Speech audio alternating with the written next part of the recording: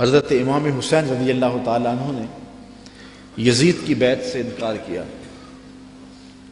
اور اس میں ہمارے لیے سیکھنے کی یہ بات ہے کہ ہم کبھی بھی کسی ظالم کے ہاتھ پہ بیعت نہ کریں۔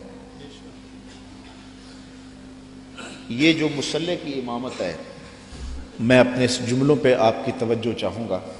یہ جو مصلی کی امامت ہے، یہ امامت صغرا ہے، چھوٹی امامت ہے، اور یہ تخت و تاج کی امامت جو ہے یہ امامت کبریٰ ہے، بڑی امامت ہے۔ ہم چھوٹی امامت کے بارے میں تو اتنے حساس ہیں کہ اگر کسی کے پاؤں کی انگلیاں بھی اٹھ جائیں تو ہم اس کے پیچھے کہتے نماز نہیں ہوگی۔ اگر کسی شخص کی داڑھی کا سائز چھوٹا ہو تو ہم اس پہ احتیاط کرتے ہیں کہ اس کے پیچھے نماز واجب الاعادہ ہے۔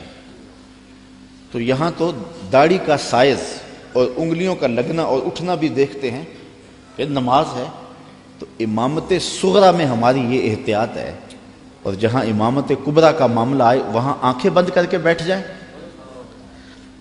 تو ہمیں سوچنا ہوگا، حضرت امام حسین رضی اللہ تعالی عنہ نے فرمایا تھا وَمِثْلُنَا لَا يُبَايِعُ، یہ نہیں کہا تھا کہ میں یزید کی بیعت نہیں کرتا، کہا میرے جیسا شخص یزید کی بیعت کر کیسے سکتا ہے۔ یزید فاسق مولن تھا، یزید شراب پیتا تھا، مسلمانوں کا قاتل تھا، فاجر تھا، اور امام حسین رضی اللہ تعالی عنہ کی پرورش آغوش نبوت میں ہوئی تھی۔ تو یزید کے ناپاک ہاتھ میں امام کا ہاتھ کیسے آ سکتا تھا؟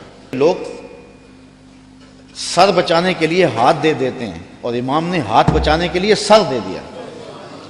اور تاریخ کربلا کی پڑھیں، آپ کو نیزوں کے اوپر سر نظر آئیں گے، آپ کو گھوڑوں کی ٹاپوں پہ روندے جانے والے لاشوں کا تذکرہ ملے گا، لیکن امام کے ہاتھوں کا ذکر آپ کو کہیں نہیں ملے گا۔ امام کا سر نیزے کی نوک پہ تھا، لاشیں گھوڑوں نے روند دیے، امام کے ہاتھ کدھر گئے؟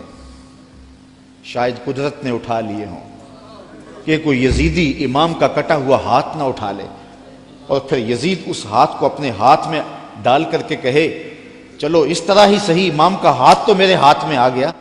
امام کی عظمت کا پہرا رب نے دیا، اور ان کی آبرو کا پہرا رب نے دیا۔ امام حسین کا کٹا ہوا ہاتھ بھی یزید کے ہاتھ میں نہیں آیا۔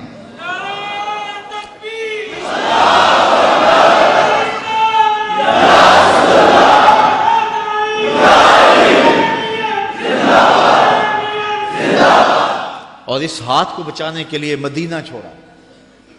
مدینہ چھوڑنا کوئی آسان تو نہیں نا، 8 دن کے لیے حاجی جاتا ہے نا، مدینے میں رہتا ہے، اور جب چھوڑتا ہے تو قیامت ٹوٹ رہی ہوتی ہے۔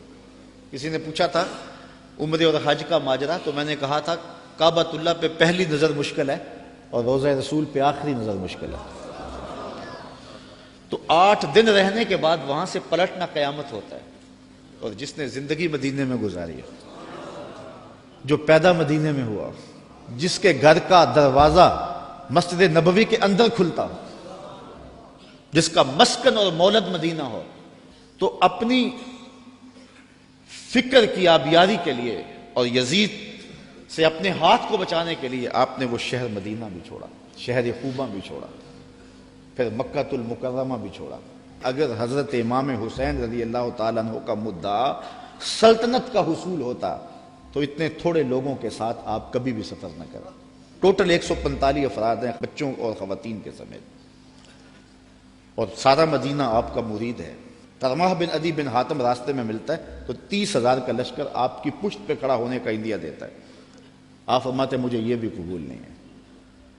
یزید کا مکروہ چہرہ بے نقاب کرنے جا رہے تھے، اور اس شہادت کو چومنے جا رہے تھے جس کی بشارت رسول اللہ نے دی ہوئی تھی، اور پھر بڑھتے گئے، اور اٹھنے والے قدم حضرت امام کے پیچھے نہیں ہٹے، اور قیامت تک لوگوں کو درس اور سبق دے گئے کہ حق کے لیے جان کا نذرانہ پیش کرنا پڑے تو یہ سودا سستا ہے۔